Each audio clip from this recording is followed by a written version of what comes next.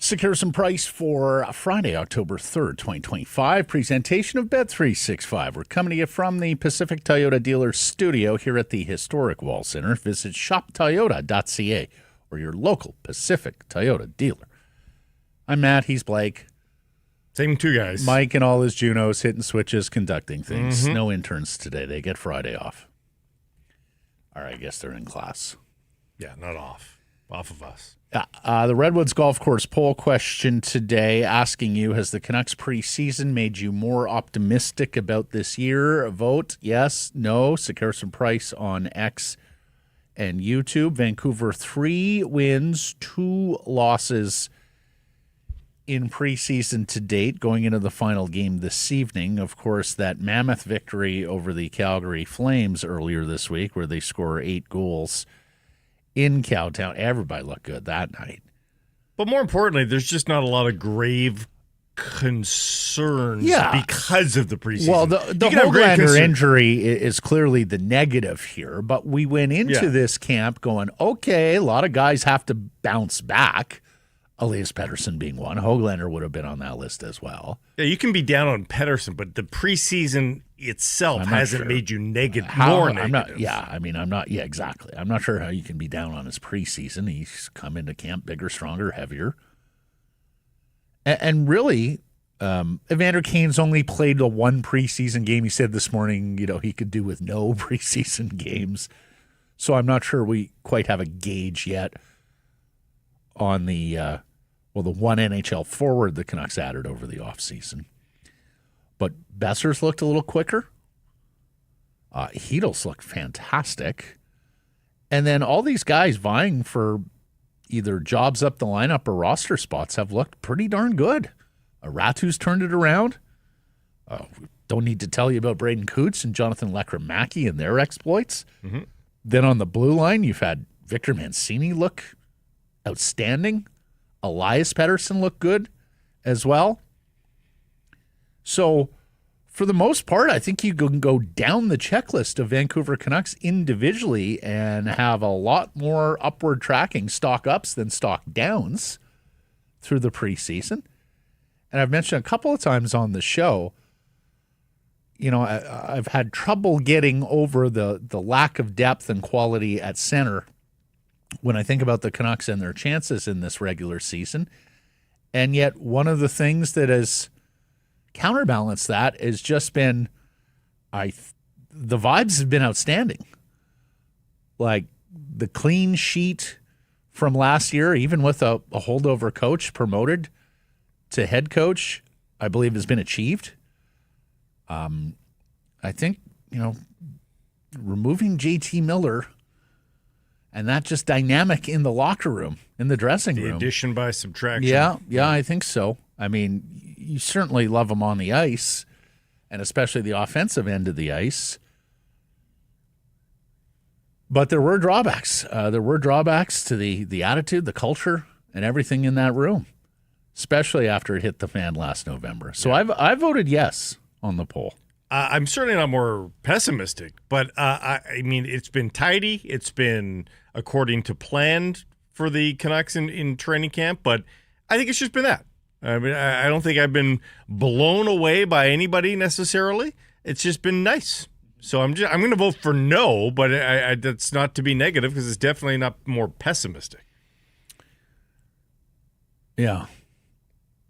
I think it's been what they could hope for. And I think everybody has put themselves in position to launch as they would like come a week from today or a week from yesterday. The Redwoods golf course has private and semi-private junior lessons available and flexible to your schedule. This is for children ages 6 to 16. Set your kids up for the sport of a lifetime. They've got the heated covered range there.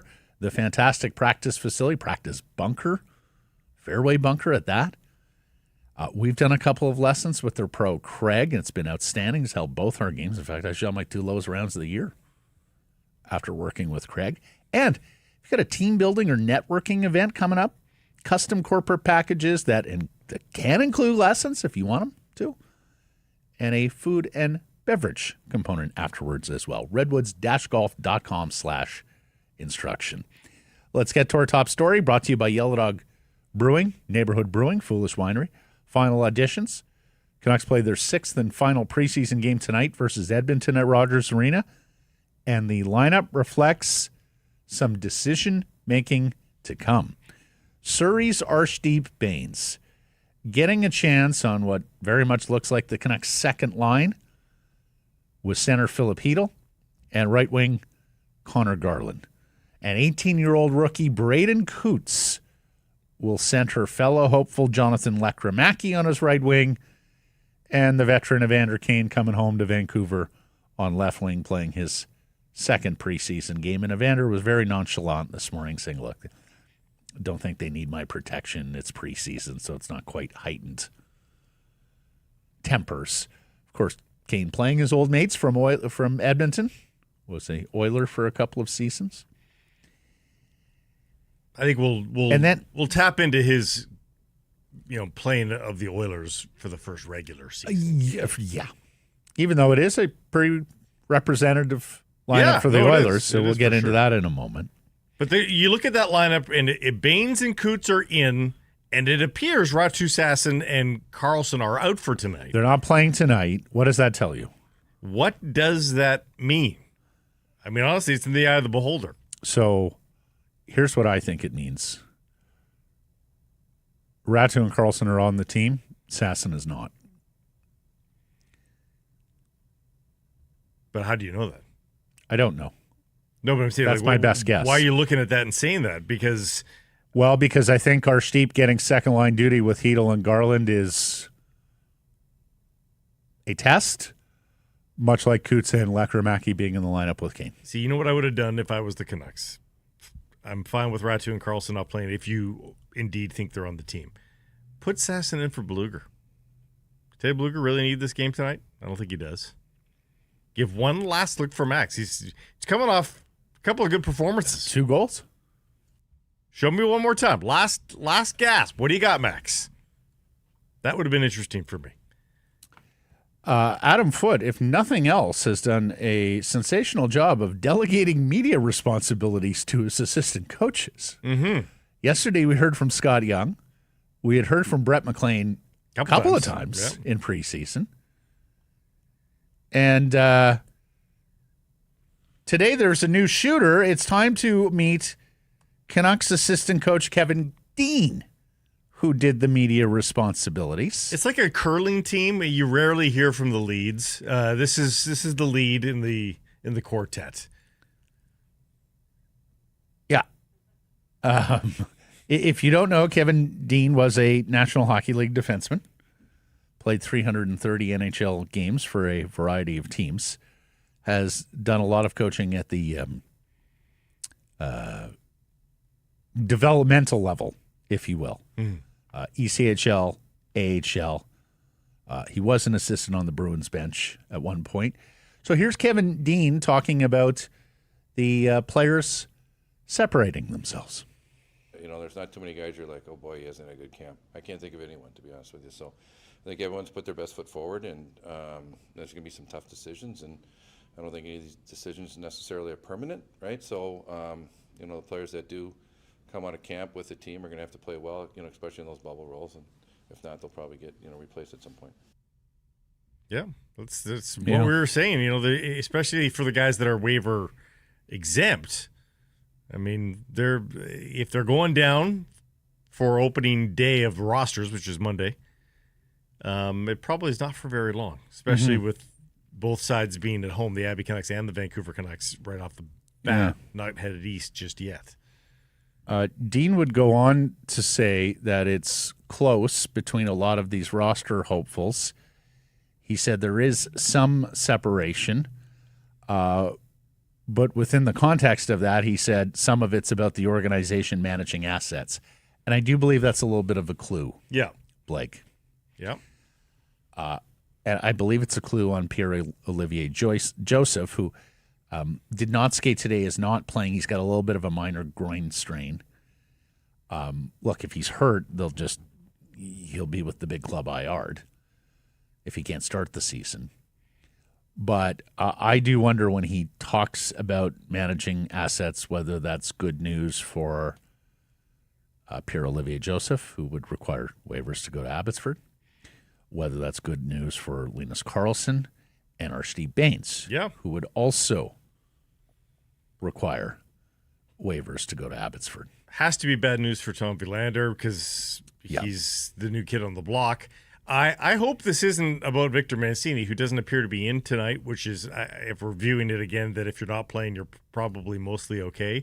I think it's, in the case of the defense, I think it is. I think they've seen enough from Mancini. I think he's safe. I think he's further safe because Joseph has a bit of a groin issue. Yeah. Because you absolutely have to have a seventh available defenseman. I mean, somebody could get sick, after the morning skate Thursday before the game against the Flames. You need someone. Yeah, and a reminder, we have 6 days from today to opening night. So a guy like P.O. Joseph, if it's just a little something, it could be very well fine by Tuesday or Wednesday for him to practice and get into the lineup. Yeah. And, of course, all these young forwards, and Mancini, Joseph on Villander on the defense side, all competing to both make the team and make the opening night lineup. The roster will be announced by Monday's 2 p.m. NHL deadline, but the lineup isn't due until Thursday evening before the first game of the season, the home and season opener against Calgary at Rogers Arena. Yeah. So things can change between those two deadlines. Now, as we know, there's no Nils Hoglander, and we're going to see how they account for him on the opening night when they set the roster, and then again prior to opening night. He's out after the ankle surgery. So it's about filling his skates in the lineup and potentially filling his spot on the roster. Here's Adam Foote from yesterday on the battle for Hoglander's spot. Yeah, well, that's a Hoggy's. He's a bull. He's on those pucks and a good forechecker and things like that. And, but that's pro sports where you just have to move on to the next man up. As you all have heard that. And, there's guys fighting for that spot, and it's a good fight. So not a lot of specifics. No. They've got time. They're going to use it. But they got one more game, one more sample size. Just yesterday when we were talking about this, we were talking about the merits of a 14 forward, 7 defense setup for the roster on Monday. And maybe for the opening 3. And then maybe for the opening 3 games because you're home to Calgary. It's a quick fly away to Edmonton, and then you're back home for the Monday matinee on Thanksgiving Monday against the St. Louis Blues before embarking on the Eastern road trip when you want the 8 defensemen. But I do think the Pierre-Olivier Joseph groin matter makes it more likely it will be an 8 defenseman concoction, Blake. Off the bat, you mean? Yeah. I think if there's any question about whether or not your number 7 guy can play, as I said earlier, you've got to account for the possibility of something happening to a defenseman prior to the game where you want another guy in reserve. Just a guess on my part. We'll ask J-Pat here in a moment what he's seeing, what he thinks. Ratu has made the team. It's only a question of whether he'll be the 3rd or 4th line center and how much penalty killing he'll be doing early on. He's also got his priorities in place. As he said to J-Pat yesterday, here's Ratu with a we'll play the clip too, Mike. There's the graphic of what he said, but here's what Ratu had to say yesterday after practice about his preseason self-assessment time. I think 3 or 4 games now haven't been giving up any goals against, so I think that's a big thing. Obviously, trying to be solid in the D zone and not trying to give anything against. And yeah, like you said, like you can have a bad game, but have a shot going, so you can't just really be be all about that, but it's also, I mean, it's good to be scoring. I think I've had some good shots. Had one go pretty close last game too, so it's good to be scoring. But yeah, I think just most happy about not giving anything against. And this goes to what we were talking about yesterday with why we saw him a little bit paralyzed in the early going under Rick Tocchet. Is I think he was just so defensively detail-oriented, he did not want to get stuck and looking bad. Yeah. And now he's found a balance, I think, of being that defensive detail-oriented center. Mm-hmm. But, hey, both well, of us... that's his role, and I think he understands his role, and I think what you heard there yesterday was him speaking to the role that the coaches need him to. But both goals that he scored hold in this preseason have been low circle. Like, he's still venturing deep enough to put himself into scoring spots. Because we mentioned earlier in the week, he played very high last year. Yeah. He was like, I'm not going to get beat because I've until the final 3 weeks. Until the final 3 weeks where he exploded. Where he was yes, he was terrific. Yeah. Seems a little chattier this year, too. Which comes with more experience. More comfort, yeah. His English is perfect. Perfect. He's been absolutely around for perfect. a while. Yeah. Nils Oman was placed on waivers today. So we'll see by noon Eastern time tomorrow whether he clears or not. Or it's noon our time. No, it's 11 a.m. Oh, I got it completely wrong. Yeah. 11 a.m. Yeah. We'll see if he clears. I would be surprised if he's claimed, although there were 3 waiver claims today in the National Hockey League. That's right. So there are certainly some teams that are out there scouring the waiver wire and see some value. As mentioned, Joseph sat out. Derek Forbert also was not on the ice. They explained yesterday with Forbert, he left the third period of that preseason game in Calgary, precautionary. He's a veteran. He doesn't need to play preseason. He doesn't need to go on the ice if he's got a little nick. But clearly it was a little bit more than that, because if he's not practicing with the team or something. Well, but if he's not playing tonight, I can understand them just giving him another day off. Yeah, maybe. And it looks like Tom Villander is getting his last run tonight while Mancini sits. This tells me they've made their decision on Villander and that he's getting the last taste with NHL players before being dispatched to Abby. They have to. It's just so easy to recall him when you need him. Like, right. He's not mandatory. It's a different rule for Braden Cootes. It's a different equation, and it's a different need. Yeah. So it's even a different equation for Lekramaki because of the need factor. Yes. Yeah. But with Villander, he almost had to put a stake in the ground and declare himself one of the best 6 defensemen in camp. Right. And he's just so eminently available. Like, it's a non-starter. Non-starter for me. Thatcher Demko, Kevin Lankinen, your goaltenders tonight, so the A-team in the cage. And then here's that Oilers lineup that's coming from the Alberta capital. Yeah, McDavid and Draisaitl are there. Ryan Nugent-Hopkins coming home to Burnaby. And look at the defense. Ekholm, Bouchard. Well, our buddy Vasily, and with a heavy heart, he has just returned from Russia where he lost his father unexpectedly. They have high hopes for young Savoy. Mm-hmm. And yes, the defense, Troy from Richmond is there, as is their top guys, Ekholm, Bouchard, Nurse, Kulak. Won't be regular season intensity, but that's Skinner and Pickard. You have to be wary. You know, Draisaitl and McDavid are still Draisaitl and McDavid. Preseason or regular season, they're going to test you, and it's a great final dress rehearsal here for especially the young Canucks. Mm-hmm. Looking forward to it. So.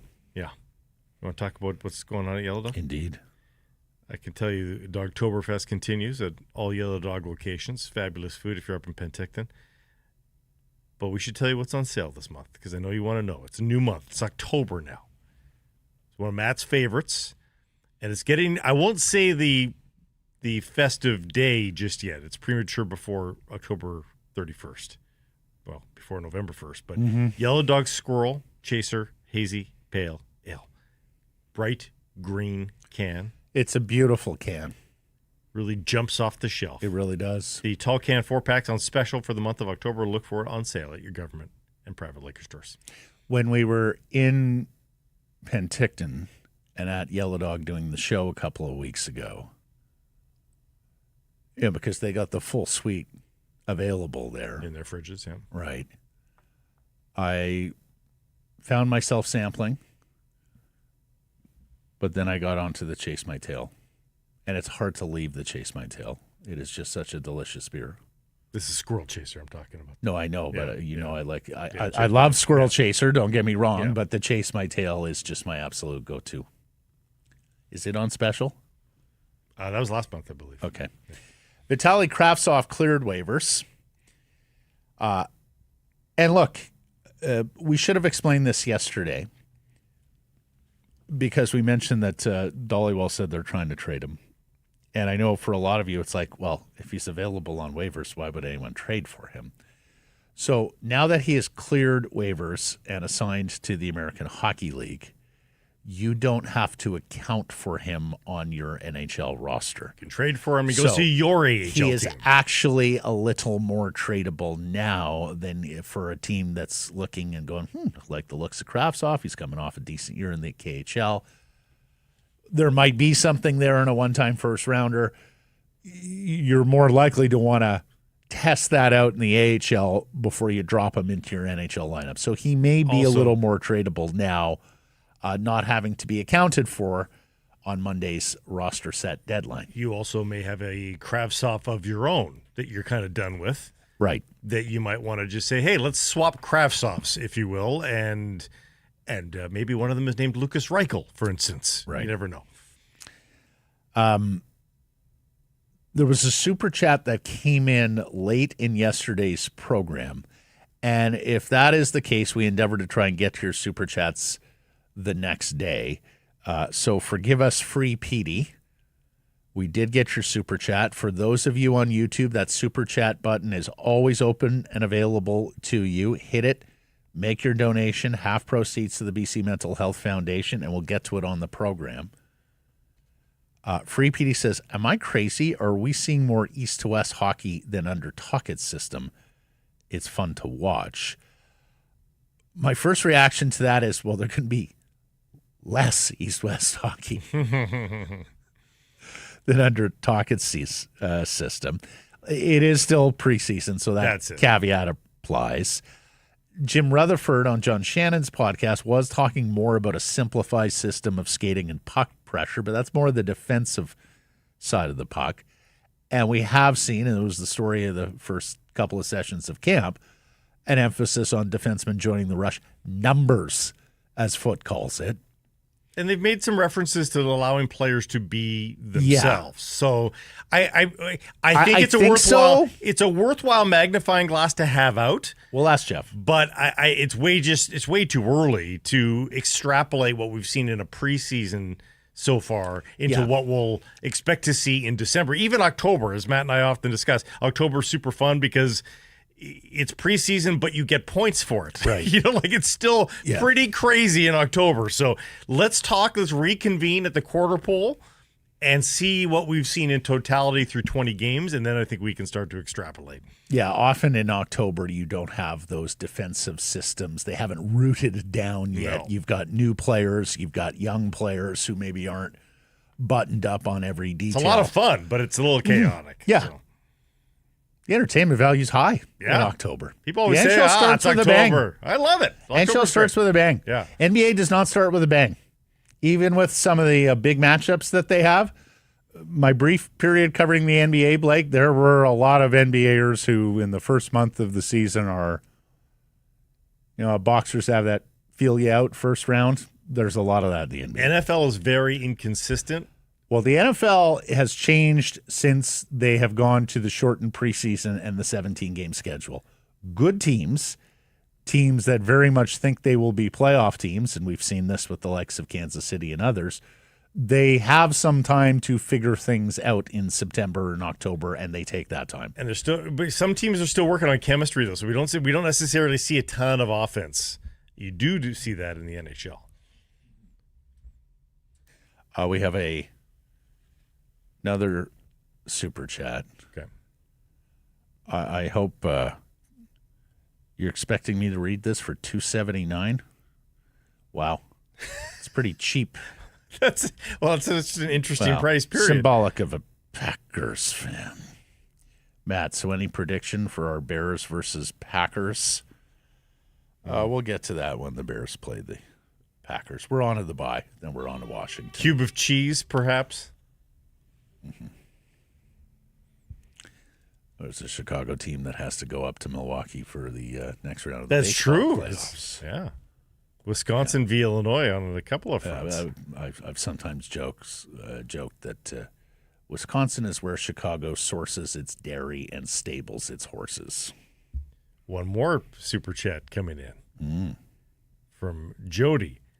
Bain's last chance to make the roster tonight. Yeah, I think so.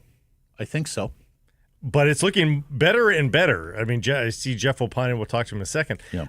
About P.O. Joseph on IR. Is forward on IR. Like IR could save some opening IR day could jobs. save a lot of guys here. Mm-hmm. And again, it's not LTIR, so you can just put those guys there for a short amount of time. But yeah.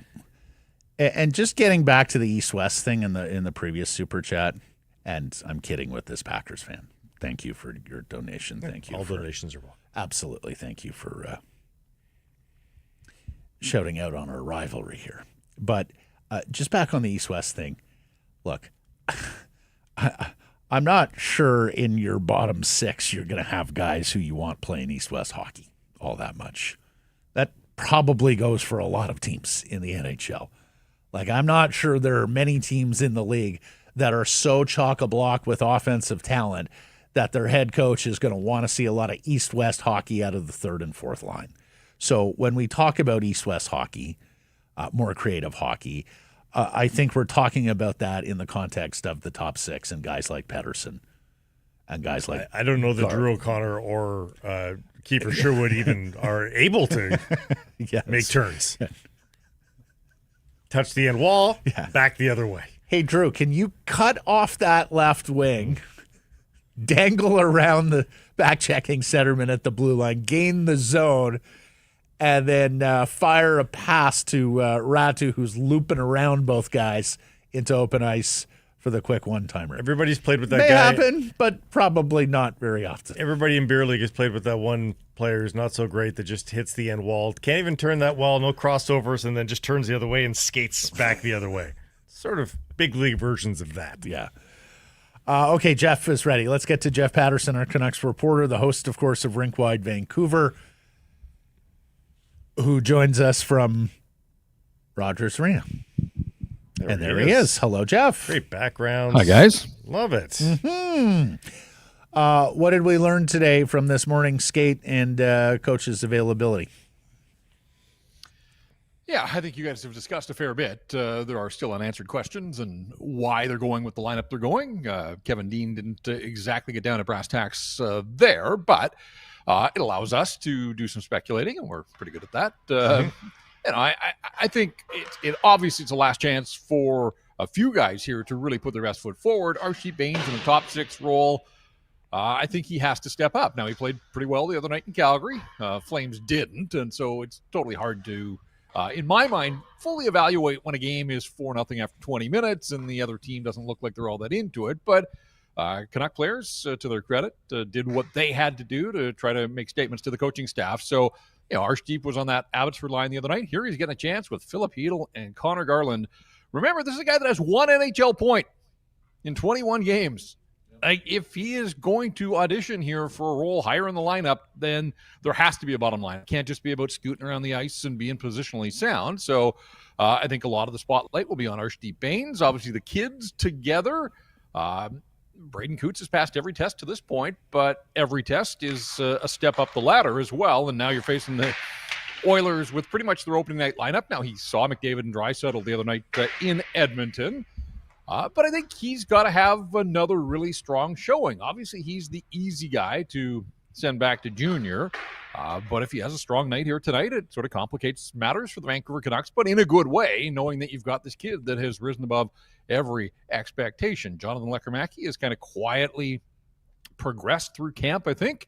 Want to see more of that shot of his, but also watching him away from the puck. And I think he's done a nice job there in sort of rounding out his game in some of the preseason action he has had. If I'm Victor Mancini, I'm probably putting my feet up. I think he's done everything that they've asked of him here in the preseason. And the fact that he's not playing tonight, really, this looks like a little bit of a bone being thrown the way of Tom Willander. I think we all expect that Willander is going to wind up down in Abbotsford before too long here. And I think it's important to note, guys, that it wasn't that long ago that when this organization dispatched guys to the minors, they gave them a one-way ticket to Utica and said, good luck. And really, it was out of sight, out of mind. Yeah. Other side of the continent. Management didn't get there very often, didn't work very hard, I don't think, to get there all that often. You're getting sent to Abbotsford now. It's an hour down the highway. The vibes, if they're good here in Vancouver, are through the roof in Abbotsford coming off the Calder Cup. You've got a coach who did wonders with this team last year, and no reason to think that he won't continue that. Also, Jet Wu and Guillaume Brisebois, both out long-term here. Like, if you get sent to Abbotsford and you're a defenseman, you're going to play and play a ton. Like, how is that not the best-case scenario for Tom Willander? And all of it's done under the watchful eye of this management group. Somebody's out there at every home game. The Twins are on the ice at most practices. They're out there now for training camp. So this isn't going to the minors of 5 years ago. Like, I think Tom Willander has to look at this as a real opportunity to continue to learn the pro game and ramp up his development. At some point, he'll get his opportunities here. It may not come as quickly as he had hoped, but there is nothing, and I say nothing, wrong with a young guy like that going to Abbotsford in that situation. Yeah. Jeff, I see you tweeting about 8 defensemen, so I'd like you to follow up on that, and particularly given the status right now of Pierre-Olivier Joseph and Derek Forbort. Yeah, the injured reserve list seems like it's going to be wielding some power here in the next 72 hours. Yeah, load management for Forbort. When they had the big lead, I think they just recognized that he didn't need to continue to play. Adam Foote telling us yesterday out at UBC that they thought maybe they had brought him back early in camp, and I guess he had been dealing with something there. But Derek Forbort's fine. Like, I saw him in sweats and workout wear. He was around the rink yesterday. P.O. Joseph was there as well. This one's a little more interesting just because they have copped to it being a groin issue, and generally injuries are upper body or lower body. So now we know the nature of the ailment here.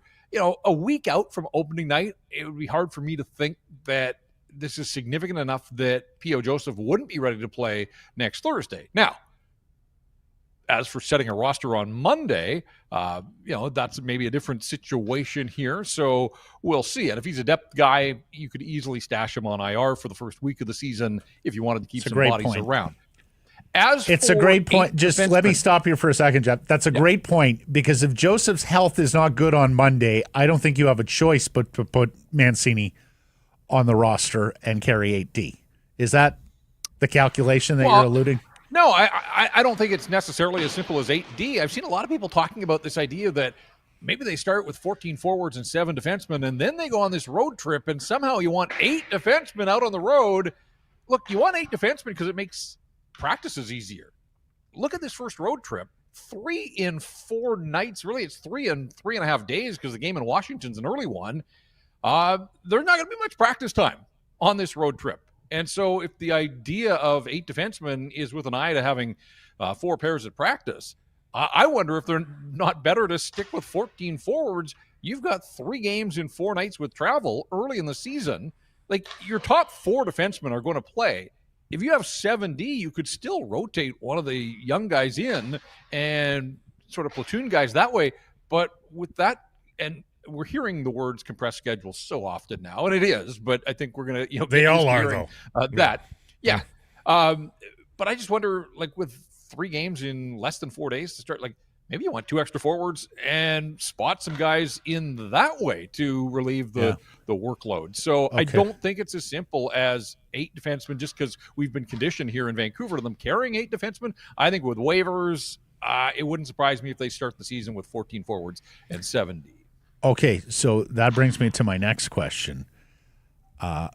Could you see an arrangement where Cootes makes the team in a 13-forward concoction, or do you think it has to be 14 forwards for Cootes to start with the big club? I guess I lean towards the 14 forward configuration only because we've said all along that if Braden Cootes forces his way onto this team, it's going to put them in a situation of placing somebody that they didn't want to on waivers. But it also represents growth and development from below that is putting them in that spot. And so that's not a bad thing.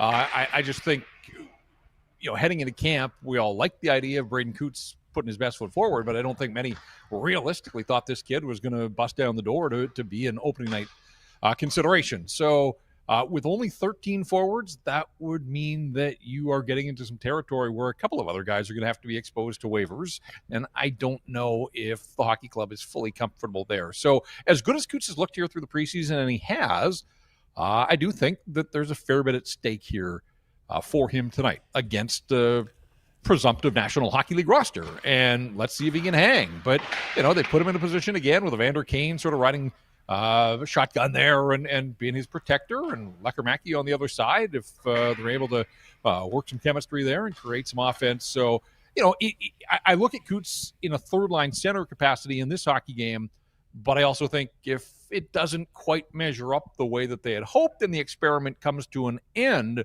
you could easily plug Ratu in there, right? Like I could look at this lineup and just think that's a simple swap. It's strange. And then one other thing to think about, because we picked up on Kevin Dean using this morning, Jeff, when he talked about how close some of these hopefuls were, and he talked about how the organization also has to keep an eye. How did exactly he phrase it again? What's the word that he used? Managing assets.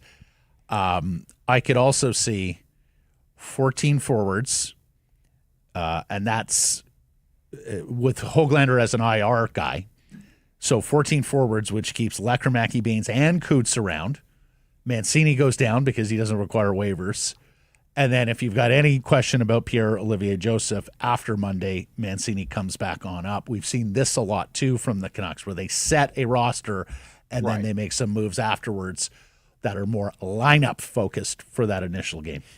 That protects all your assets through Monday, and then you'd be forcing a team into, okay, do we want Archie Baines after we have set our Monday lineup, which may have a strategic advantage. In years gone by, we've seen them do the cap gymnastics, right, of trying to maximize the cap savings.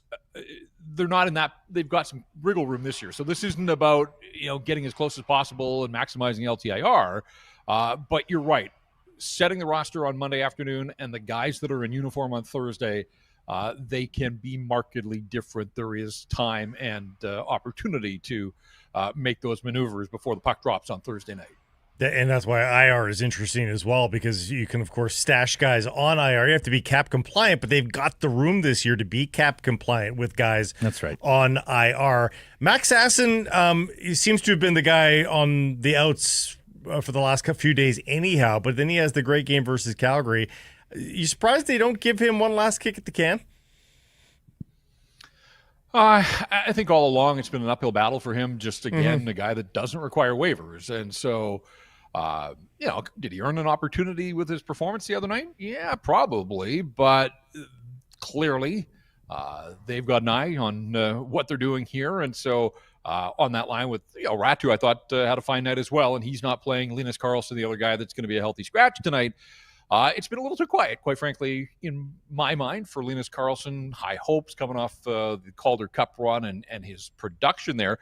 I guess I'm a little surprised maybe that Baines is getting this opportunity in the top six, and Karlsson hasn't been put in that position here in the preseason at any point. And again, when you look at the point totals in the AHL, you look at the point totals in their limited work in the National Hockey League, it is Baines. Now, that maybe tells you about the kind of camp that he has had and the impression he's left on the coaching staff.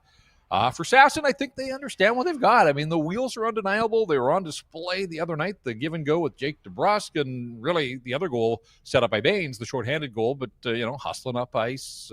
So I think Max Sasson, better second week than the first week of camp in the preseason. And that's not to say that the first week was troubling in any way, but I think he was one of those guys that did ramp things up and brought it on Wednesday. So, he went from not skating with the practice group on Tuesday, and I think he had to be wondering, like, okay, what's my lot in life here? And then he plays, and not only does he play, but he gets a couple of goals. So These are difficult times for these guys. They all want to be on the NHL roster, and if you're not in the lineup tonight, you cannot leave an impression on the coaching staff. So I've always been a huge believer that much better to be in the lineup in the preseason than sitting in the press box or wherever they take in tonight's proceedings. And so for Max Sasson, again, I'm not sure, even if he had scored 4 goals the other night in Calgary, that it was really going to help him lock down a spot to start the season here, just because he doesn't need waivers. And I think it probably was always likely that he was headed for Abbotsford. Health-wise, Tyler Myers seems like he's back on track. That's not going to be a concern to start the season?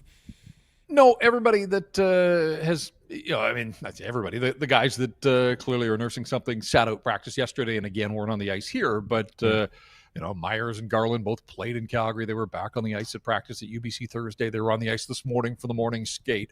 I wondered if they were just going to skate the game guys in this hockey game and make it easy for us to discern from row 15 who was playing. But no, it was all hands on deck again. It's a much smaller group than it was earlier in the week, but even the healthy scratches were part of the morning skate, and then they all stayed out and were put through their paces by the coaching staff here. So a long morning for guys like Sasson and Carlson and Ratu and Mancini on the back end. But no, the veteran guys, they look good to go. So Garland will get in 2 games, the final 2 games of the preseason. Evander Kane will get in his second. Apparently, he only plays Friday night home games. That'll probably change once the regular season starts. But our 2 sightings of Evander Kane in the preseason last Friday against the Kraken and here against his former team. Although I thought it was interesting to hear Adam Foote yesterday say that he wanted to play him in Calgary the other night, but he just didn't see the logic in putting a former Oiler into hostile environment. It's preseason, really. I don't know what he thought was going to happen, but I know. And then you had Kane today saying, with regards to protecting Cootes and Lekramaki, it's not a real game. It doesn't have the same spite as a regular season game. But in an 8-1 game, inexperience as a head coach, it's not like that anymore, coach. In an 8-1 game, that might have been a way for the Flames to try to find some emotion in the game. So maybe bullet dodge there. We'll see. Hear your mouth a little on that. Jeff, if this is it for Tom Hoglander in his first professional training camp with the Vancouver Canucks, how you size it up? It's been okay. I think it looks like a 20-year-old that had never seen professional hockey. The traits are there. You can see why he was a first rounder. He's a beautiful skater. There were moments that I think we saw the hockey IQ and him processing the game at a pretty high level, but he's not big. Not that you have to be. Quinn Hughes seems to be able to play the position reasonably well at his stature. So, this is more about the modern defender and a guy that does it with his skates and his stick and his head rather than brute force. So, but there are refinements needed. And I think we also saw that there were some moments where he got caught in between. And, maybe the pace of the game, I don't know if it caught him by surprise. I had a good chat with him out in Abbotsford last week ahead of the preseason game there. And, he understands that it's certainly not the end of the world. It's not a knock on him as a hockey player or a prospect if he has to start the season in the American Hockey League. But, look, I think he had to come in here and blow the doors off the coaching staff and management, and that didn't happen. But there were moments along the way. There is certainly promise there. And I think we all have to remember that this is a 20-year-old getting his first look at life in the best league in the world. He's not quite ready yet, but with some seasoning down on the farm, I do think that we'll see him at some point here in the regular season. All right, you got a rink wide tonight? We do, yeah. We're off and running. The horse is out of the barn after Wednesday night. It was good to shake off a little bit of rust, and we had lots of talking points after an 8-1 victory. I don't expect that the game will be that lopsided here tonight, but hey, it's always fun to get eyes on Connor McDavid and Leon Draisaitl, and we'll see how the Canucks match up against them. So there'll be no shortage of talking points then. Irf's back with me, so yeah, a couple minutes after the final buzzer, hopefully people are logging on and checking us out over at Rink Wide Vancouver. Thank you, Jeff. Appreciate this. Have a good show tonight. We'll catch up Monday. Sounds good, guys. Thanks. That's Jeff Paterson, our Canucks reporter, the host of Rink Wide Vancouver. If you're new to this entire operation, Blake and I go daily at noon Pacific time. Jeff and Irf, sometimes Tyson Cole sits in for Irf, They've got you minutes after every Vancouver Canucks regular season game, so be sure to check in on them as well at Rinkwide and at Sekeres Price. I can understand people being a little bit disappointed, given Tom Verlander's draft pedigree, that he doesn't step into the lineup. At Rinkwide Van. A guy like Lane Hudson, who's maybe on the verge of signing a huge deal with the Montreal Canadiens in the not-too-distant future, steps out of Boston University and plays 82 games last year and gets 66 points as a second-round, 62nd overall draft pick. So I can understand. You see a guy get drafted where it is, and you think, 2 years from now, he'll be playing every day. But it doesn't always work out that way. I don't think a year of percolating is going to hurt him. But I hope he makes this team next year cleanly without any question. Well, I think, first of all, I think there's a very good chance he's going to play NHL games this year. Yep. Secondly, there is, it's an apples to eggs comparison to make to Hudson in Montreal.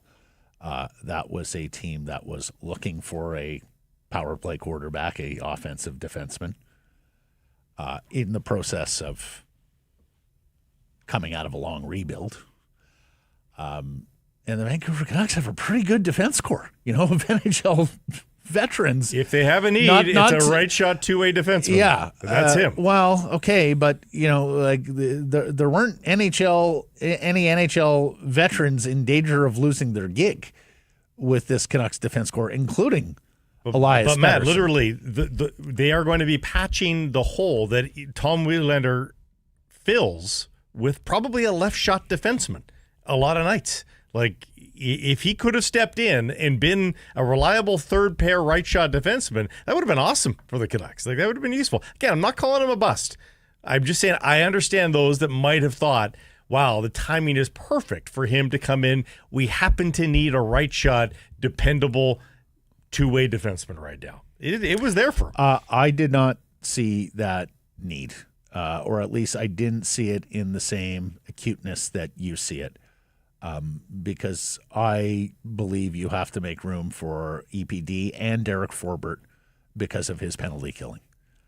We sometimes forget about penalty killing. We should not forget about penalty killing. Coach has put a value on it. And Derek Forbert was helpful last year in forging one of the best penalty kill units in the National Hockey League last year for the Canucks, number 3 in the league. I know they have preferred in the past to have righties on the right side, lefties on the left side, but we saw that sort of, I don't want to say throw it out the window, but we saw that sort of wane, that prejudice, that bias towards same side in the second half of last year.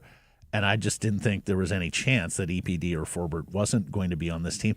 I also, Blake, think it's been a little overblown in terms of people wanting to kick Pierre-Olivier Joseph off the roster and on waivers. I think he was signed for exactly what is going to transpire here, and that he is the 7th emergency defenseman, so the likes of Verlander can play big minutes in the AHL. And as Jeff said, with Brisebane Wu out, there is going to be a lot of opportunity for young defensemen at the AHL level. Where are we? The menu. Greta. Mm-hmm. There was no rebuttal there. We're going to agree to disagree. That's all. Okay. Sometimes it's. Yeah, but I was saying normally you're a little more combative than that. Well, again, it's not a. It's Friday. He's tired. It's not a need to do thing. He's a young player. He's going to be fine. You're not going to wreck him in the AHL. Correct. But I can understand the disappointment because guys of his draft pedigree generally step out of the NCAA and into an NHL draft. There were media people putting him on the team in ink in the summer. I'm like, I don't know about that. Hey, we'll see. Who knows? We don't know for sure what they're thinking. All we know is the clues that they drop with roster configuration, practice, combos and pairs, and all of that. And he's also tired. He's already declared, Today's a nap think day. I'm going to go for a nap this afternoon. Today's a nap day. I was up early. That's true. I'm just glad that you now have 2 children out the house and can find sort of a quiet corner of the house to have naps. For most of our 14 years together, Blake has gone home to a house that is just anarchy, chaos, so many things happening, so many people needing to go to different parts of the North Shore, so many Lower Mainland. No, so many duties. My youngest now in the yard, is in U18 ice hockey and women's league field hockey and all that stuff. So all of her practices and games like start at 9 p.m. So until 9 p.m. I got all sorts of time now. Hockey's back, and on Saturday, October 11th, we're dropping the puck on a brand new season. Vancouver takes on Edmonton, and this isn't just a watch party at Greta. It's a full-on celebration. Canucks Army crew is going to be there. The rink-wide crew is going to be there early. We'll be there. Going to have a fun time. David Quadrelli of Canucks Conversation is going to be your host.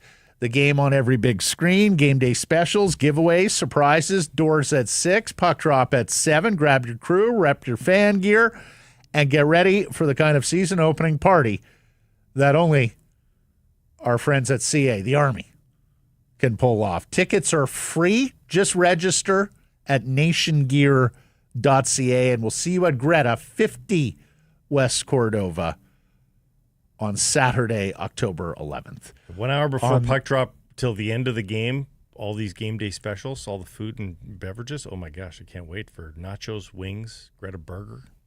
Excited. We're going to be joined here by... Who's on the show today? Jeff Merrick. Yeah.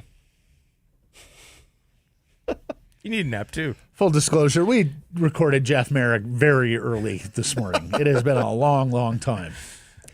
And Ryan Gauld, the working class MVP team captain of Vancouver Whitecaps FC, as they head home Sunday at BC Place to face San Jose. 3 games remaining in the MLS schedule. Of course, Gauld just back from a near 7-month absence with a knee injury. So first we're hearing from Ryan Gauld in an awfully long time. Later in the program, we'll get into all the baseball, and needless to say, it's a couple of delicious series in the American League for baseball fans of local interest. You got the Jays, you got the Mariners, hopefully a collision course in the ALCS, and you have the BC Lions at home tomorrow in the Gravy Bowl game against Calgary, making 5 roster changes, getting healthier in most areas of the club, an opportunity to move into second place in the CFL West.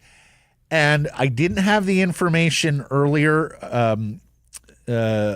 Blake, when we did that segment. It is not a win and you get in scenario for the Lions tomorrow, because if BC, Edmonton, and Winnipeg all go 9-9, the tiebreaker is record against common games. Winnipeg would win the tiebreaker over BC and Edmonton, but they're tied in that tiebreaker. So we're going deep down the tiebreakers. Wow. It's effectively a win and you're in tomorrow for the league. Yeah, let's cross that bridge when we get to it. Yeah, exactly.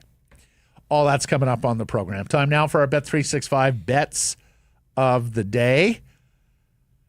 You got the 49ers yesterday, and you didn't even need 8.5 points. That was an 8. Really good job yesterday by Blake and our intern Elijah, because they're sitting there looking at that spread and going, that is very much a single game, standalone game. People want action on the game, and they're just betting the favorite because of the San Francisco injuries. When that sucker got to 7.5, 8, that was green light 49ers, baby. Became just too tantalizing. Yep, well done. I'm spotting a pattern for my bet today. Nathan Rourke has scored 7 touchdowns in the last 3 games for the BC Lions. Can he do it again? Can he get multiple touchdowns again? If he gets 2 or more, he's welcome to get 3. He's using his legs more, right? Late season. We talked about this. Yep. If he gets 2 rushing touchdowns, because right now, when they're on the one, more often than not, it's him rather than a back.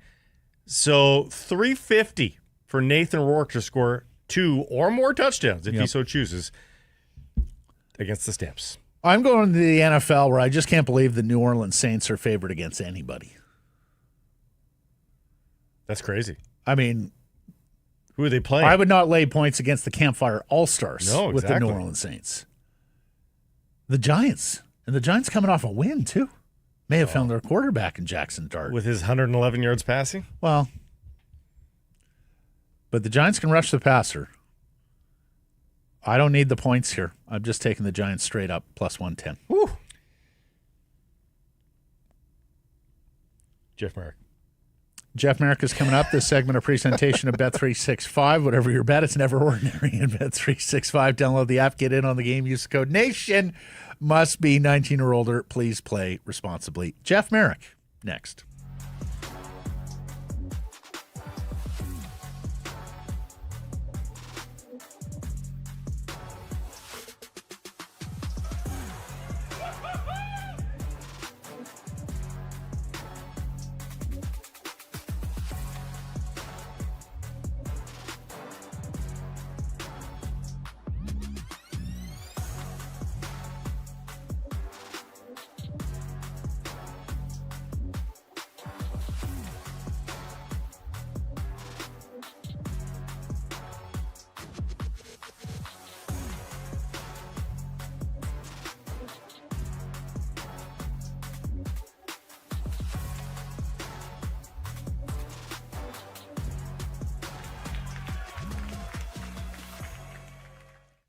Garrison Price from the historic Wall Center. And this segment brought to you by your Pacific Toyota dealers, who are pleased to bring you the Toyota Prius plug-in hybrid. You've got a vision in your head. Revisit it. The 2025 Prius has to be seen to be believed. Spectacular lines. A gorgeous car, not only to look at, but to drive in as well. Head to your Pacific Toyota dealer and take one for a test drive. Sit in that cockpit.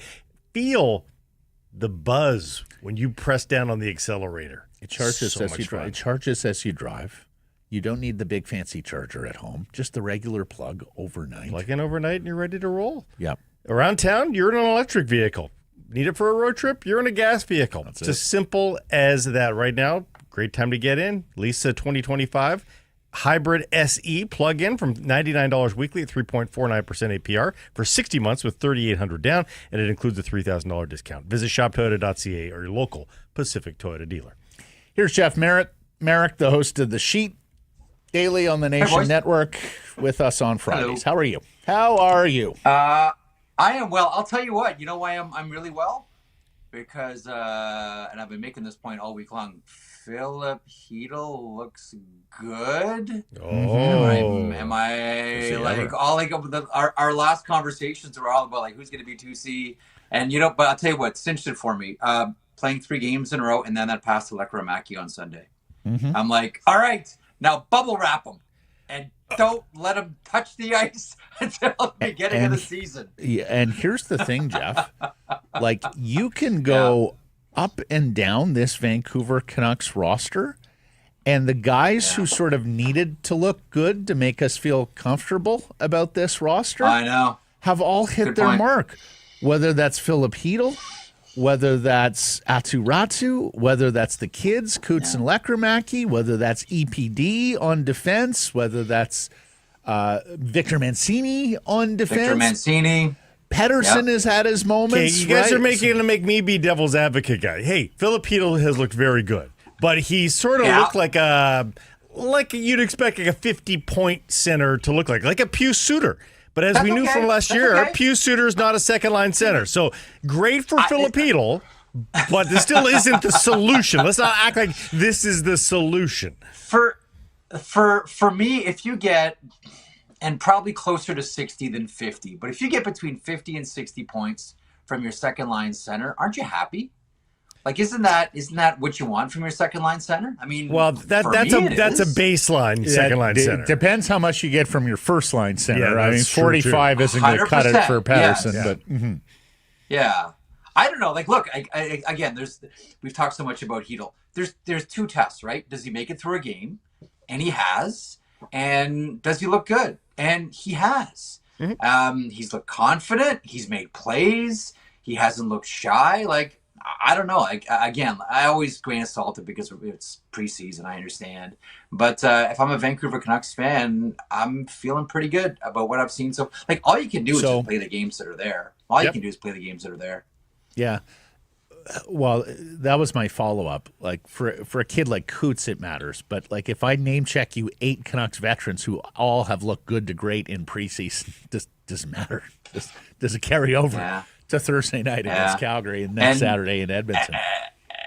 And the guy you feel sorry for is Max Sasson, right? Because you might just who's also looked good. Had 2 goals. I know, but that's the thing. Yeah. But that's the thing. Like, do you just go path of least resistance on this situation, which managers always say that they won't do, and then they always do. They've got a lot of bubble guys, and there's even talk that they might be interested in another one in Lucas Reichel. And you hope that all of these guys are able to put forth their best and let the Canucks have a tough problem. But the truth of the matter is they've got too many of these bubble guys, and they're all kind of in the same vicinity. Somebody's going to be disappointed here. I've always liked Drew O'Connor. Where are you guys at on him? Big, strong. He's on the team. He's going to potentially. There's some that think he's the Nils Hoglander replacement if he wants it to be. Oh, is that playing with Kiefer Sherwood and Ratu?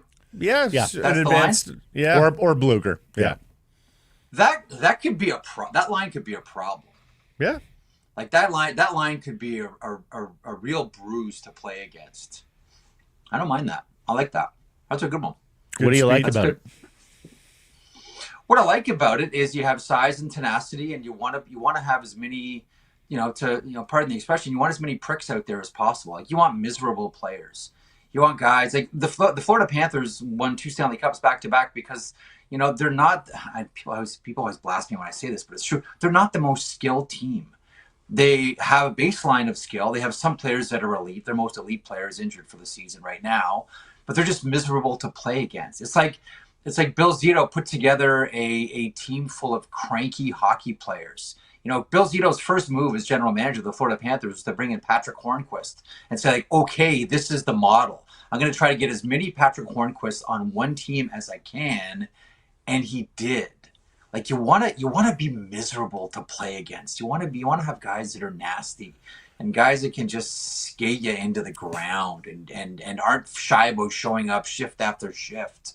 That's what I would look at that line. And yeah, I mean, we've talked about how much I love Kiefer Sherwood before, and that's why I kind of like that. I just love the Florida model going forward where you instruct your amateur scouts. Well, get a profile on his personality. Oh, okay, what are we looking for? Nice, respectful young men? No. We want miserable. Cranky. I want 18 going on 79, just hates the world and is going to get his pound of flesh. I want the guy that gets to the rink and the first thing he does is complain about the coffee. And we're not sure if he has upper teeth. I'll take that guy every day of the week. Okay, let's move. Let's pin you down one last time before the rosters are set on Braden Cootes. Yeah, I had a question on Cootes for him. Because we've got one more week of evidence on Braden Cootes, and here's the thing: if he makes this team, there is a good chance. There is a narrow path, but there's a good chance that somebody gets put on waivers because he makes the team. In the world of asset management, and we talked about a lot of these bubble players, but maybe it's just Pierre-Olivier Joseph that ends up on waivers. Not if he's hurt, but I hear what you're saying. Yeah, but most likely Cootes making the team puts a decent-looking player, albeit probably a quad A player, on waivers. Do you do that? I don't. I don't for this Vancouver Canucks team. I know that Braden Cootes has looked fantastic, but has he earned it? And you guys are a lot closer to it than I am. Yes, has he earned it? Yes, probably. Yeah, he has. He's been fantastic. That's awesome. Take this experience back to the Western Hockey League, into the World Juniors, and come back knowing that you belong there. Because now this prospect has answered a question for himself and the organization: can I hang in the high rent district? And the answer, based on preseason, yes. But do you put him on the roster not knowing? I mean, listen. Jet Luchenko made the Philadelphia Flyers last year. And they quickly realized, okay, you know what? It's one thing to do it in training camp, and then you get to the big boys, and all of a sudden it's different. But you can't let it cost you anybody. You can't run the risk of losing an asset because this kid who's still junior eligible, as we all know, can go back to the Western Hockey League and not harm his development one bit. Unfortunately, this is that clash where it's, have you made the team? Yes, but we also have an asset management issue. And it's not as if he's like lit the NHL on fire and all of a sudden he's going to be a first line. Like, no, he's not that guy. Has he made the team? Yes, but enough to say that he should stay on this team. Bless him, but no, not for me. If it's going to cost you an asset. So I hear you. You told us that last week, and it's all sound logic. Assuming he makes the team, what is the deployment? How would they best use an 18-year-old? Because he's got to play to some degree, right? Otherwise, just why is he here? Yeah. But does he play every game? Do you use him in a strictly fourth line, no specialty you can use team? Him. You can do the Shane Wright treatment with play a game and then sit enough that you get sent down. Like, there's a lot of tricky ways that you can do this. I mean, the Shane Wright model with Seattle is one of them. But if I am the Vancouver Canucks and now I've realized what an asset and what a find I have in Braden Cootes and where I was able to pick him up in the draft, I want him in a situation where he's both challenged and comfortable at the same time. I don't want this season to be a bunny hop for Braden Cootes. I don't want it to be, I'm going to play a little bit here, I'm going to play a little bit there, then I'm going to hop over the juniors in Minnesota, then I'm going to, I don't want that. If I'm the Vancouver Canucks, I want the guy to be able to have an address and be comfortable and also be pushed. Listen, an 18-year-old's not going to get hurt by going back to junior hockey for one more year, especially not Braden Cootes. But bouncing him around can. Bouncing him around can hurt him, right? Around can. Absolutely. Yeah. I mean, how many players have you seen? Have four different PO boxes in a season, and they come out the other end going like, "What just happened here?" Like, that's not development. And he's a kid. He's a kid. He's again, like, you're out the guy. He's good enough to make the team, but there's one word that I really hate in the dictionary, and I always tell my kids, like, go to the dictionary and go to the F section where it says fair and tear that page out. Because in the real world, the word fair, in a fair world, Braden Cootes is on this team. The world isn't fair. There's a lot of other contributing factors here that go into making this addition to the Vancouver Canucks. Western Hockey League, World Juniors, come back next year knowing that you're good enough to play here. That to me is a win for Braden Cootes and the Canucks. In a world, good though, man. In a world, he really has. In a world where Luke Hughes and Jackson Lacombe get $9 million a year, is Quinn getting $20 million a year next summer when he's eligible? Don't laugh. That's my new pet project. $20 million a year for Quinn Hughes. Blake's thing is make him over and above the highest paid player in hockey, so that if he does say no, you get to go to your fans and say, we offered this son of a gun $20 million a year, and he said no. What more can we do? So many conversations now with what's happened this week, both Kaprizov and both with Luke Hughes in New Jersey. One, I think we all wonder about Lane Hutson with the Montreal Canadiens. And by the way, I was mentioning this on the show yesterday. That negotiation has the most interesting GM-agent dynamic going in the NHL, and a dynamic that we haven't seen in quite some time. Kent Hughes, former agent at Cortex, was the guy that brought Sean Coffey in. And he was Sean Coffey's mentor for the longest time with Cortex before he took the job as GM of the Montreal Canadiens. Those conversations must be fascinating. And if Luke Hughes is 9, what is Lane Hutson? And then I was having a conversation, a random call from someone today saying, well, and it's always the comparable, right? Well, if Luke Hughes is $9 million, what does that mean for someone who is, arbitration eligible at the end of the season, and Philip Broberg? Like, all of a sudden, like, what is St. Louis going to pay? Like, the cascading effect, like, everything is joined, right? And then whatever Hudson signs for, it's going to affect Bill Guerin in Minnesota when he has to do Zeev Boyum. Like, nothing exists in isolation here with any of these contracts. And this is a story I remember saying this on the show yesterday. It's a famous story about Gary Bettman's first managers meeting. Brian Burke told me this one.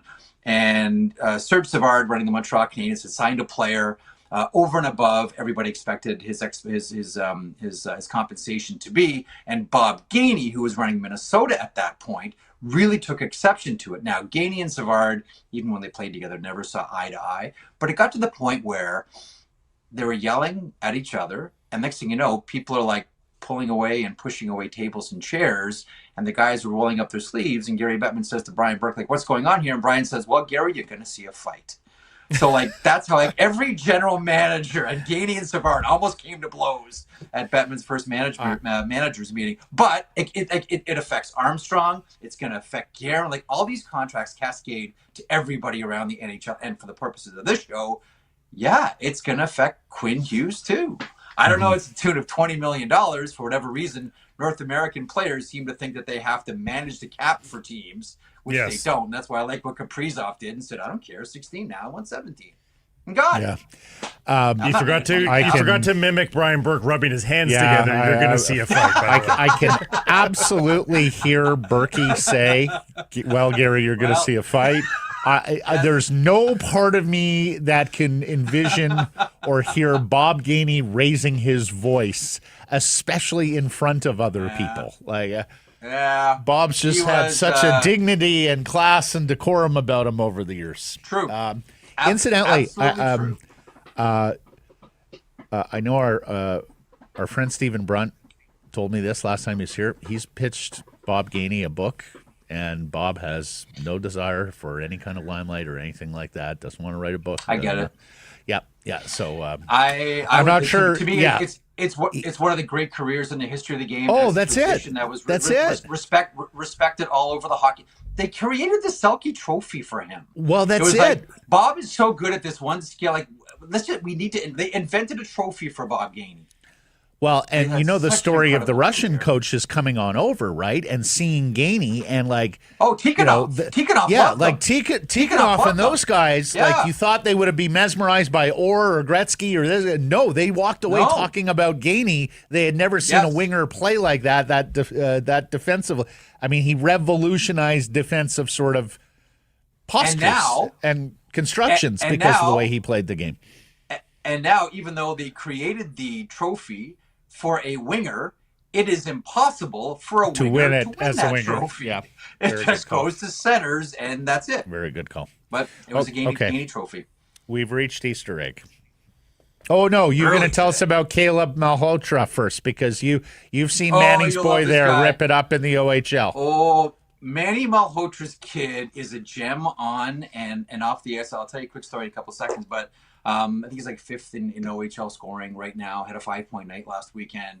Heavy shot, great skater. He's Manny's kid, elite level IQ.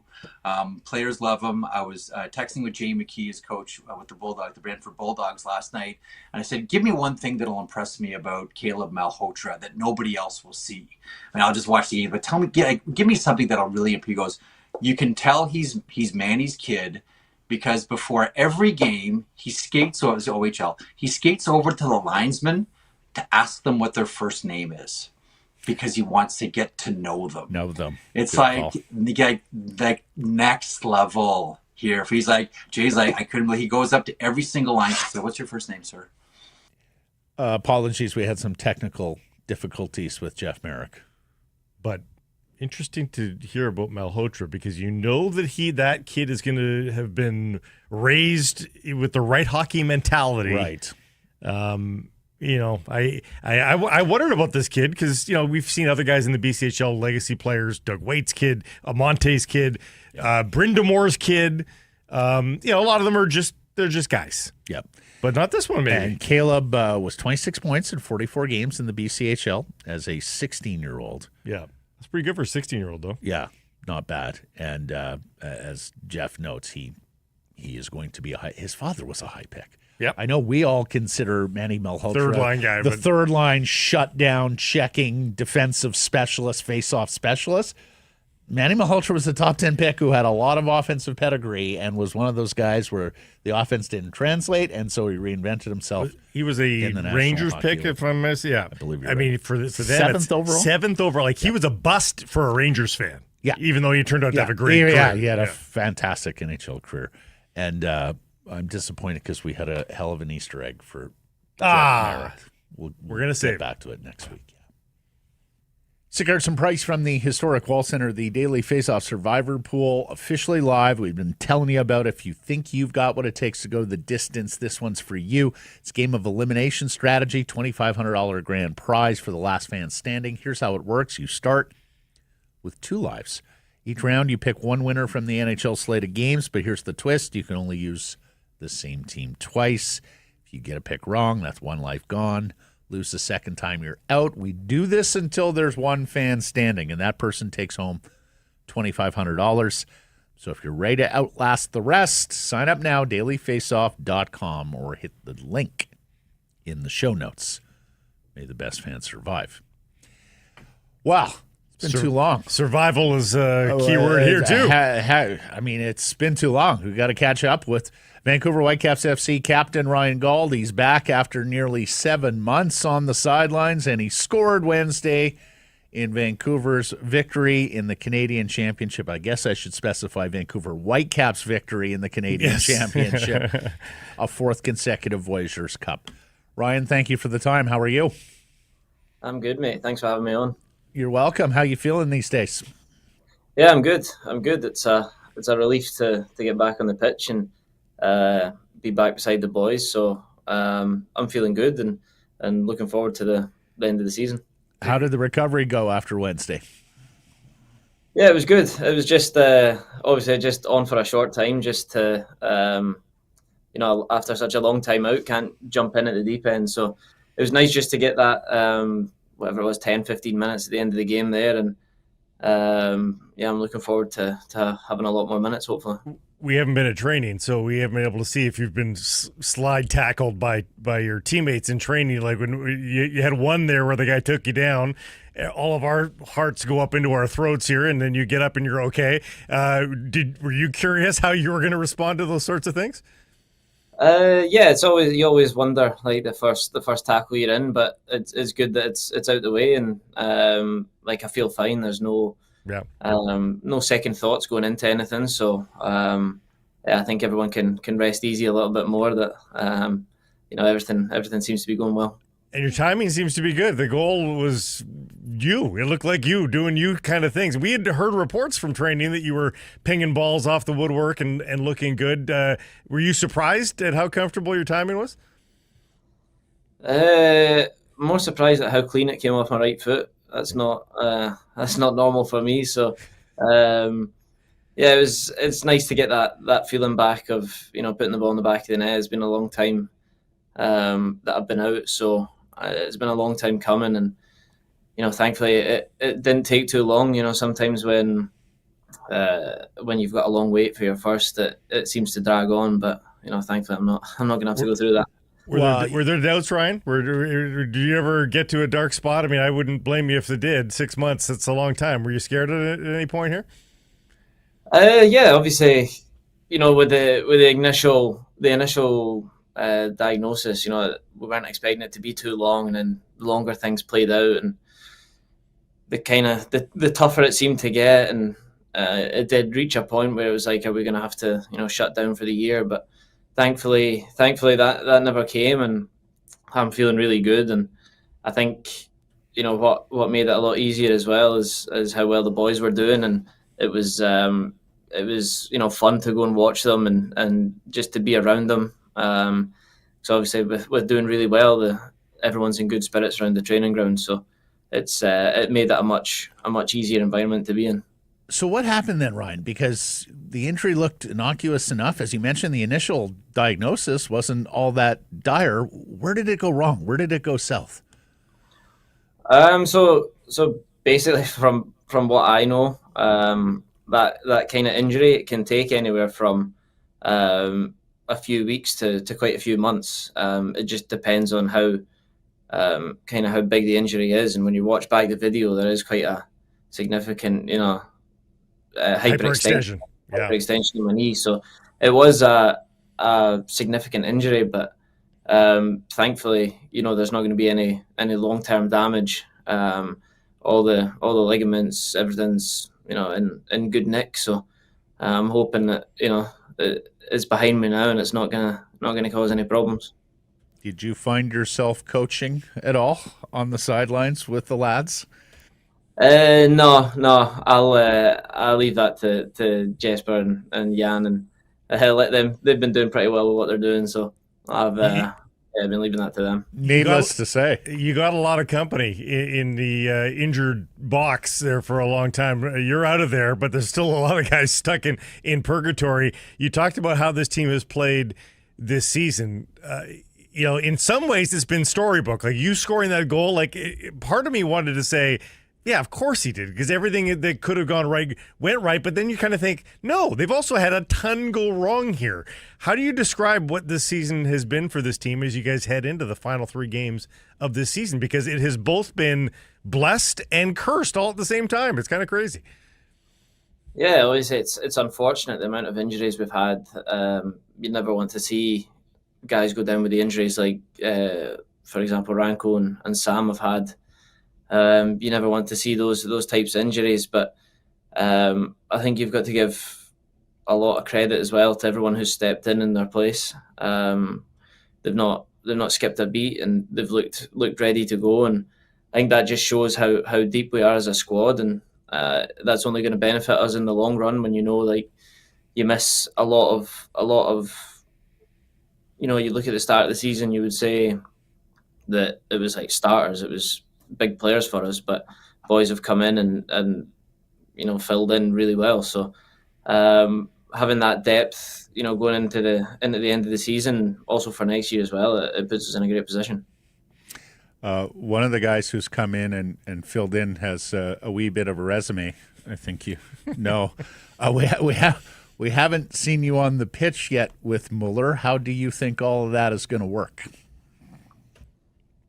Yeah, obviously, I'm looking forward to getting the chance to play with him. Been in the same team and training that a few times, and it's great. Obviously, we want to get that on the pitch, but he's been great since coming in. Obviously, that everyone knows what he can bring on the pitch, but off the pitch as well, and how he goes about his business and stuff. It's been really good for everyone, and he's given us that extra little boost as well, and it's a great time to have that boost going into playoffs. Yeah, he's an organizer. He's talked about how that's just the way he is. That's his personality out there. He's going to be directing traffic, and Jesper has said he's got the rein to do that. You tell me, how does that work with you? Because you've been the captain, so just explain the dynamic of how it's going to work on the pitch with the two of you and him being set in his ways as an organizer. Yeah, that's the player he is. Obviously, the amount of experience he's got playing in big games and winning titles and stuff. That's the player he is, and we all benefit from that. The help that he gives us, around the pitch, and I just continue to be myself as well. Trying to just get the boys going as well, and I can learn a lot from him as well. When we do end up on the pitch together, I'm sure he'll be helping me out as well to improve my game, and just looking forward to getting those first minutes together. It's difficult to put together an 11 because of the guys that are injured and still coming back, like a Brian White, and they want to protect him, make sure he's ready for the playoffs. They want to do the same for you as well. How important is a start for you before the playoffs? Is that too ambitious, do you think, or is the timing perfect for you to maybe start for just the first playoff game? I think just getting as many minutes as I can between now and the playoffs, without getting any setbacks, obviously, because it has been such a long time. You can't go in and play 60, 70 minutes straight away. So for me, it's not necessarily about playing from the start, but more ramping up the minutes, getting the sharpness back, getting the fitness up as quick as we can, and then when I feel good, then hopefully I'd like to start a game, but that's up to me to work my way back in with the way the boys have been playing. It's nothing's a given, so I need to work my way back in as everyone does. It's been such a magnificent season, Ryan, for the club. Supporters Shield, MLS Championship. Have you allowed yourself to dream? And what do you think your chances are of being able to take home some trophies here before the year is done? Yeah, obviously it's been a really positive season so far. We like to give ourselves a shot going into it.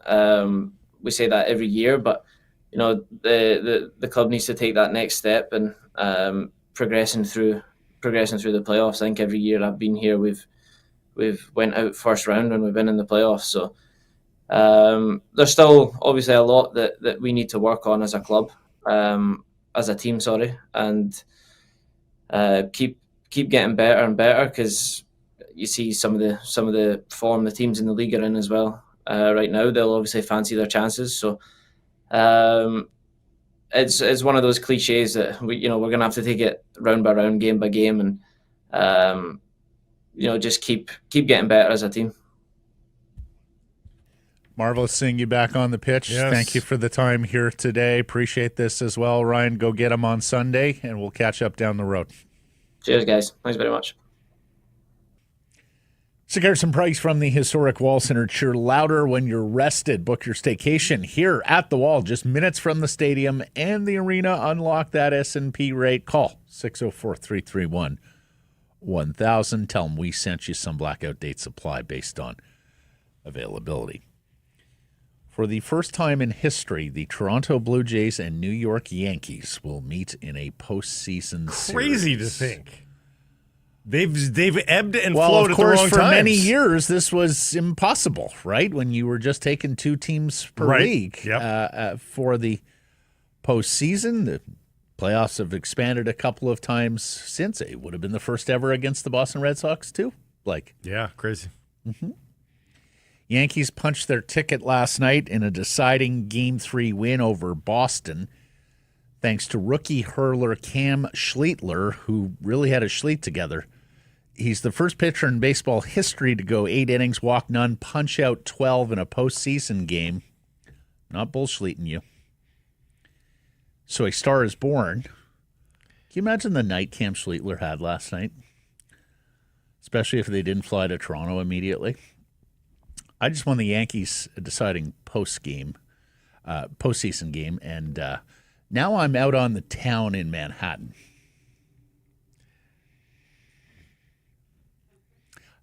Thinking he had a good evening. At Dave Hodge 20, I will be a fan of the first broadcaster who decides not to try for a laugh with Cam Schlittler's name. I expect a long wait. I guess I just disqualified myself. You did. And look, nobody is counting chickens here, but a Blue Jays Mariners ALCS would just be amazing. That's why I'm so glad that both sides were able to secure those 2 seeds, so that if they do face each other, hey, an ALDS would have been fun too, but best of 7 ALCS would hit so well. We saw that a few years ago. Jays blew the big lead in Game 2. Seattle won. And really, honestly, for us children in the 80s, Jays Tigers has some juice too, right? I mean, that was a really good rivalry in the It's been a long time, mid to late 80s. Yeah. Bill Madlock and that dirty slide on Tony Fernandez. I mean, I can still see it. It's still the most vicious, dirty offside slide into second base I've seen in the, near 40 years since. I'm old and I'm losing my mind. Mustached Tigers pitcher that eventually pitched for the Morris. Jack Morris, of course. Black Jack. Who became a Jay later, which felt so weird. odd. Well, so many of them felt so weird. Dave Stewart felt so weird. Yeah, I mean, that after one was the weird, rivalry too. with Oakland, as did Ricky Henderson, of course. Yeah.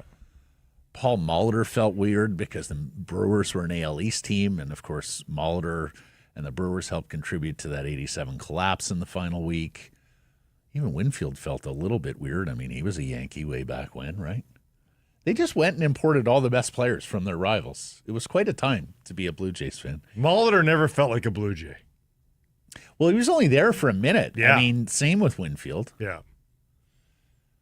Felt more ownership on David Cohn. Yeah. Game 1 tomorrow at 1 p.m. with Kevin Gausman starting for the Blue Jays. Now, we mentioned earlier in the week the Vancouver Canadians were hoping to host a watch party this weekend, but just too little notice. Like, all the series were waiting on that Yankees game. Like, my friends in Chicago were texting me going, we don't have a start time to Brewers and Cubs. And I'm like, because we're all waiting for the freaking Yankees, because the television windows matter most in New York City. And so everybody was waiting on a start time for game 1. I don't think the NFL would do that for the Chiefs even. Maybe for the Cowboys because of the ancestral claim. I'm not sure the NFL would do that for any team. No, which just says something. Yeah. So anyways, the C's are going to hope to get something organized for the next round, if there is a next round for the Blue Jays, and we'll keep you abreast right here. ALDS rosters due tomorrow morning. Bo Bichette not expected to play in this series for Toronto. Mariners and Tigers from T-Mobile tomorrow at 5:30 in Game 1. Still no announced starters there. I'm going to look forward to seeing whether or not Scherzer's in the roster for sure for NLDS. I think he's on the roster. Yeah, you think so? Yeah, ALDS. I think he's on the roster. The other thing, National League has some juice too. I mean, Cubs Milwaukee is a geographic rival. Yeah. I mean, my God, that's a short drive. Yeah. No, well, Cubs don't have to get on a plane here. Wild card was at Wrigley. They're going to bus up to Milwaukee. Yeah, it's true. Face little brother, the Brewers.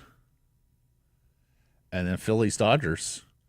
And look, projecting forward, and I'm not discounting Milwaukee. They're the best team in the National League, but like Cubs, Dodgers, Cubs, Phillies would have some juice too. Some good historic brands. It's good. Sure is. See future Blue Jays at historic Nat Bailey Stadium next spring and summer. Season starts April 7th. Get your tickets 604-872-5232 or CanadiansBaseball.com. Seeing those two kids on the bump, by the way, yesterday, it makes you think about Trader Savage for the Jays. You know, can he have his day like that? He pitched the intra-squad game, though. A little bit. Yeah. Through some. So I would suspect Savage is game 3 or game 4. Yes. If necessary. BC Lions making 5 changes for tomorrow's Gravy Bowl clash with the Calgary Stampeders at BC Place. That's a 4 p.m. kick. Javon Cotoy is back at slot back after missing the last 2 games. Got to think Nathan Rourke will love having that big target back in the Lions. The Lions have scored more points than anyone in the CFL. Problem is they've allowed more than everyone in the CFL outside of Toronto. Starting to change, though. It is. Dwayne Hendricks back to start at defensive tackle this week. He missed the previous game. Raw rookie Hayden Harris, they're throwing him right in there. Club's top draft pick in April. He just signed this week back from the NFL. He's on the roster.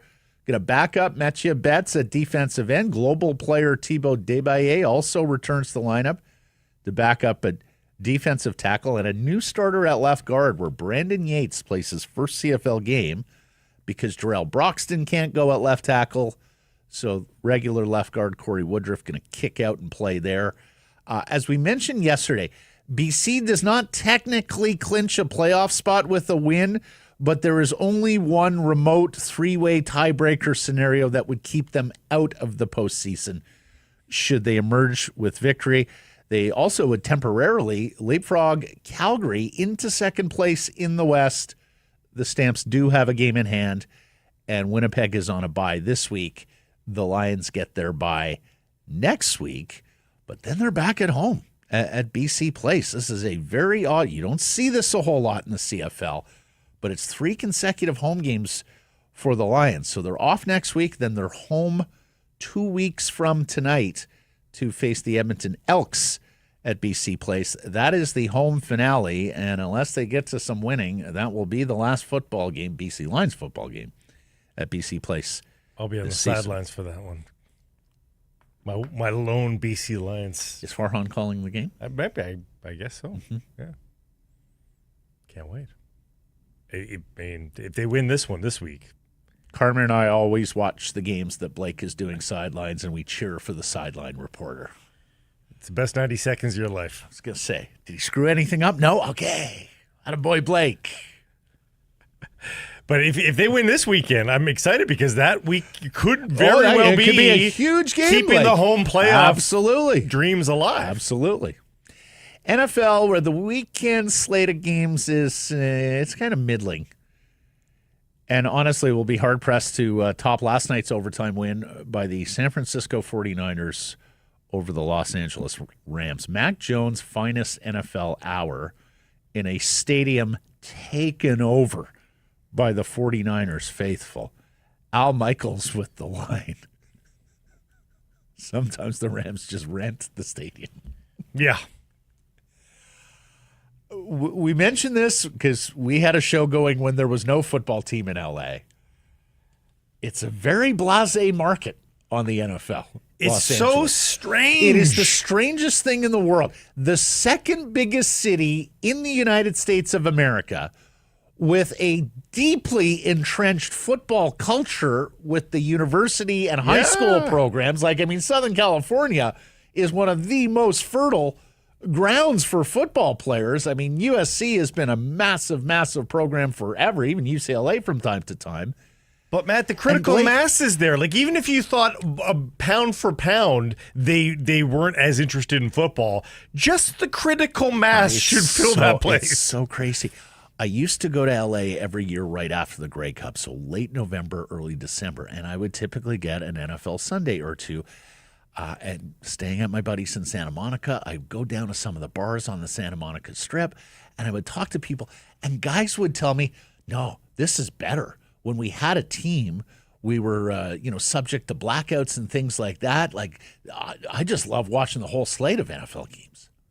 What? And yet Chavez Ravine is always full. No, they're a huge Dodgers town. They're a huge Lakers town. Yeah. But the Rams, they went away and they came back. Is that it? They had to pipe in crowd noise for third downs when the 49ers were on third down because there were not enough Rams fans to make noise and disrupt. There might be a little bit of a sports lesson there.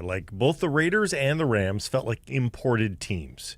And is that why? Do they always feel like they're using somebody else's team? Well, here's the thing. So the Rams played forever in Anaheim. So they were like Orange County's team. Yeah. And the Raiders played at the Coliseum. So they were like Los Angeles County's team. Then the Rams went away and won a Super Bowl and had one of the great teams ever, right? And the only reason they're back is, a cash grab on the owner's part. I think you could honestly argue in Los Angeles County, Blake, I would bet there's as many Raiders fans as there are Rams fans. Yeah, no, totally. Even though the Raiders went back to Oakland and now are in Vegas. 100%. I agree. And the Chargers, San Diego at some point has to build a stadium, and please just move the Chargers back there. They're San Diego's team. They're not LA's team. No. Poor Kyron Williams, a really good football player, but he fumbles at the goal line with the Rams looking to score the game-winning touchdown. They lose it in overtime on a fourth down gamble from Sean McVay. So 4-1 49ers. Seahawks hoping to join them if they can beat Tampa at Lumen on Sunday. We've talked about the uni matchup here, the Creamsicles versus the Royal Blue. Just gorgeous. And through that lens, we were thinking tie last night, and we almost got it. Yeah. We joked about that. I was sitting there watching it going, I think I said on the show, we can't have another tie, can we? Julian Love, Devin Witherspoon did not practice for the Hawks. Witherspoon doubtful. Mike Evans, Bucky Irving did not practice for the Buccaneers. Irving has already been ruled out. Evans missed last week. And this from our old buddy Chris Daniels at Como News down in Seattle. If you're going down for a baseball or a football game in the Emerald City this weekend, just be advised, because Saturday in Soto, you have the Tigers and Mariners at 5:30 before 47,000 at T-Mobile. You've got the Timbers and Sounders and that MLS rivalry at 7:30 across the way before 35,000 or so. Then Sunday in Soto, Buccaneers Seahawks at 1 p.m., 67,000 at Lumen. Tigers at Mariners at 5 p.m., 47,000 at T-Mobile. Daniels also mentions there's 5 cruise ships in port, there's 2 concerts at Climate Pledge Arena, and there's a 6,000-person convention downtown. Wow. There are a lot of people in downtown Seattle this weekend. Leave yourself a lot of time. Hawks, Bucks, Broncos, Eagles, probably your best games this weekend. Houston, Baltimore. We're going to downgrade that one because all the Ravens injuries. Whitecaps home Sunday to San Jose. Note the start time here. This is 3 p.m. at BC Place. They don't play a lot of 3 p.m. starts. But it's a huge scheduling It's win. a standalone MLS Sunday game. MLS often has 2 standalone Sunday games for the national audience on Apple TV. And so the Whitecaps play in the first of that doubleheader. And it's a huge win for the Caps, having played Wednesday, of course, in the Canadian Championship, and using a lot of the regulars, which they didn't necessarily have to, but maybe that was why Jesper Sorensen did that, was he knew he had the extra day of rest. They had the full team day off on the Thursday, 2 days of training. Should be ready. Should be a good one. Caps tied with San Diego on points for first place in the West. San Diego is at Houston tomorrow, while third place Minnesota, just 2 points back of Vancouver, hosts KC. Vancouver with a game in hand on both of them, and the Caps will know those results and how they did vis-a-vis the 2 other suitors in the West. Houston playing for its life, by the way. They can jump above the bar with a win, so they'll be playing tough. And we do have to, and leave the graphic up, Mike, for those of you on visual platforms, we do have to consider LAFC right now as well. As Blake has mentioned, they have been on extraordinary form since Sonny, the Korean national from Tottenham, has come over. He scored in every damn game he's played in MLS. Absurd. And 8 goals in the month of September for Denny Boanga as well. So who is they don't suffer for goal scoring. No. I say that because LAFC has 2 games in hand on San Diego and Minnesota, 1 game in hand on the Caps, sitting at 53 points, so they can get into this mix as well. Like, they will comfortably get to, I think they get to 62. They get 3 of their last 4. Who do they have? It almost doesn't matter. But They're oh, really? Are they that good? They're that good. They're the second game, if I'm not mistaken. Yes. They host Atlanta right after the Caps tomorrow in the second national game for MLS. And Atlanta is a high school team. Yeah. So it could be ugly. We should point out here, wins is the tiebreaker. That's why you see San Diego listed as the first place team. They've got 17 wins to Vancouver's 16, even though the Caps are doing better in points per game. So wins is the tiebreaker. Then goal differential is the secondary tiebreaker. The Caps are 2 up on LAFC in goal differential. Caps should win goal differential tiebreakers against San Diego and Minnesota. Now, if there is a blowout one way or the other, that could change. But, assuming like 2-1, 3-2, 1-0 sort of score lines, Caps should win goal differential against San Diego, Minnesota. But LAFC could be a real pebble in the shoe there. Yeah. Only 2 back and scoring just... They're going to win by multiple goals this week against Atlanta. So, that number is going up for them. The Supporters' Shield is all but lost. Vancouver is 6 points back of Philadelphia for the trophy for best regular season team. They would need the Union to lose tomorrow to NYCFC to have any chance. A win clinches the trophy for Philadelphia because they would have more wins than the Caps could get to. Tough schedule for Philly, though. They got 2 good teams coming up. So. Who will lead the Canucks in goals this season was our Redwoods golf course poll question from yesterday. The options were Brock Besser, Jake DeBrusk, Elias Pettersson, and other, and the winner is... Elias Pettersson. It was Brock Besser. Really? 48% on Besser, 44% on Petey, 7% on DeBrusk, 2% on other. The incumbent got 7%. K-Town, I hope it's EP40, but Brock is the more proven and prolific goal scorer on the team. Rob, the siding guy, at least just won't shoot enough to ever get above 40, if that. Hassan Petey, his shooting mentality in the preseason is giving me hope. So there you go, the yin and yang. Yeah. Errors and omissions from yesterday's program. We had a good debate. We were talking about the Will Ferrell song with, what's her face, Rachel McAdams. Yeah, Ding Dong, yeah. What's the name of the... Eurovision. Right. And I said, for me, Will Ferrell was never funnier than when he was an awards presenter. Blake had never seen this. I was very No, surprised. I had seen it. I just had The forgotten. what it was. 2013 Golden Globes with Kristen Wiig. They come out and they present the award for Best Actress. Pretending like in they had a not motion seen any of the films. It was very good. picture. Very good It's bit. just superb comedy. And I left our Steve Baines off the PJ checklist for on the team, off the team. My bad. Although maybe that says something. Our Steve needs a big one tonight. Maybe. Some people think he's on the team already. I don't know. We'll see. Yeah. Of course, on the roster doesn't mean playing, No. right? No. But it also means they're not on the waiver wire, which is a thing. Right. And look, if you're in those shoes, getting that NHL salary to sit in the press box is pretty good, but not actually playing is pretty terrible. So we'll see how it shakes up. Thanks for joining us, everybody. Appreciate you spending some time connecting with the program. Please do subscribe to all our assorted channels, YouTube, and wherever you get your podcasts. Follow on social. That's X, Insta, Facebook, TikTok, YouTube, Blue Sky. Live on many of those platforms, noon Pacific time weekdays. And, of course, support the community sponsors you hear us telling you about. And keep it local.